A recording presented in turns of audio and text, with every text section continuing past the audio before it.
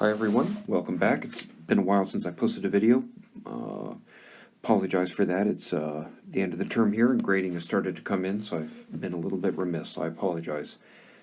You'll remember last time we looked at Exodus 33 and Genesis 32, these very interesting statements that no one can see God's face and live, and yet there's at least one other example in the Old Testament of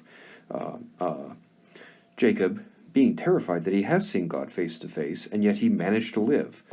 I didn't pretend to have a sort of systematic explanation about how to negotiate all the different things that the Old Testament says about seeing God's face, but it is striking to me.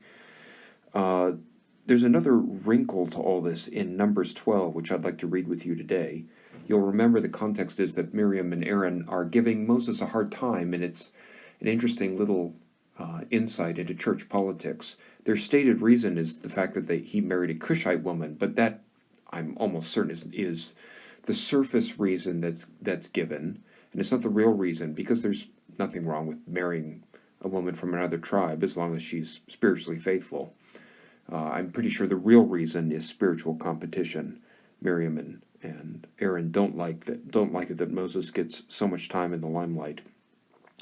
God defends and vindicates his servant, and in verses 6 through 8, Vayomer, God says, Shem'u na davarai, im yihya neviakem, Adonai bamar'ah eliv et vada, bachalom adaver bo, lo kain avdi Moshe, bekol bt,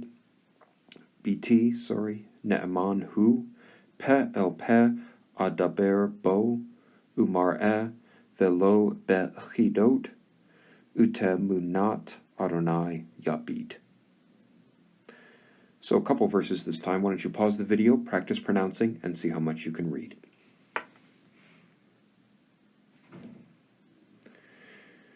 Okay, to begin with, first line, Vayomer, obviously 3ms cal, consecutive imperfect, and God said, quote, Shem'u na davarai. So Shem'u, a cal 2mp imperative.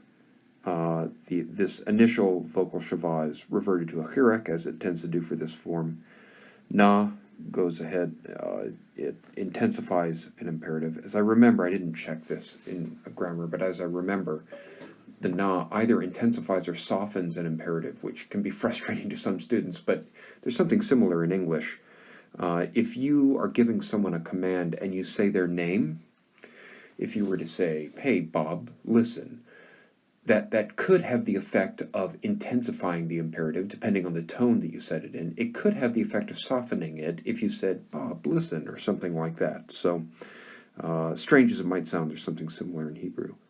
So here now, devarai, my words, davar is word, and the particular ending on the suffix shows it's a plural noun. So God's going to speak some words, and he wants everyone to listen.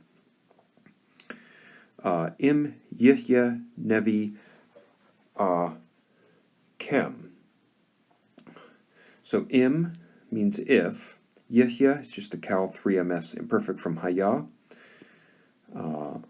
And nevi akem, a nabi is a prophet, and the kem on the end is a 2mp suffix. So if there is your prophet, literally, this is a bit of a clipped way of saying if there is a prophet among you, or if you have a prophet, it's a possessive suffix.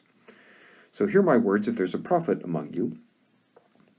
Adonai, Yahweh, ba mar'eh, you can hopefully see the verb ra'ah hiding in here. A mar'eh is something you see, and especially in prophetic text, it's a vision. So, Yahweh, in the vision, alive to him. Now, et vada, this may have thrown you a little bit.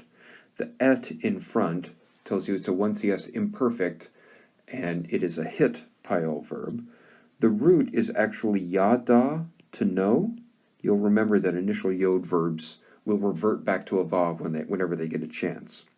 So this is just a 1cs hit pile imperfect. The reflexive for know would be something like I make myself known, I reveal myself. So this clause here, Adonai is referring to himself. I, the Lord, in a vision, reveal myself to him. Bachalom adaber bo. A chalom is a dream, and adaber is obviously one CS. PL, imperfect, you got a double first root letter and a reduced vowel under the imperfect prefix. And then bo is just a bait prefix with a 3ms suffix. If you check Halot, davar with the bait prefix, the prefixes that go with davar pretty flexible. With bait, it can just mean to speak with. So God's first statement is, the normal course in prophecy is that God reveals himself in an appearance or in a dream. So this is a true revelation. You're seeing something true about God, but it's a mediated one. You don't necessarily see God's face. Lo Cain, not thus Avdi Moshe, not thus my servant Moses. Moses belongs in a different category. Bekol Beiti, in all my house, who, he, and ne'eman is a nifal participle from amen, to be faithful, or sure, or secure, or something like that. Moses has a special role, and he executes his role especially well. He's in a different category from normal prophets. Not in a dream or a vision, but peh el peh, mouth to mouth, adaber bo.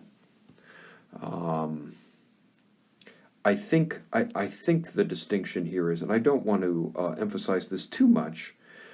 Well, perhaps I should stop myself. Let's just translate. Mouth to mouth, I speak to him, umar in a vision, velo bechidot. And chidot, a chid is a riddle. So in a vision and not in riddles. Now, immediately we notice Moses is being distinguished from normal prophets, but we see that both normal prophets and Moses see a mar'eh, a vision or an appearance or a sight or something like that, whatever the right word is. So Moses still belongs in the category of prophecy, but he gets the special peh el peh, which elsewhere in the Old Testament just seems to be a normal conversation. Peh el peh is another way of saying, at the end of Deuteronomy, how Moses spoke to God like you would with a normal friend.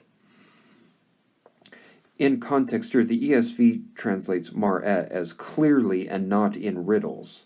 I wonder if riddles and dreams are parallel. So I wonder if mar'eh has a slightly different nuance in the two lines that it's found. And then most significantly, and this is why I wanted to read the verse with you all, utemunat Adonai yabit. A temunah is an appearance or a form. Temunah, this is how you'll find it in your dictionary.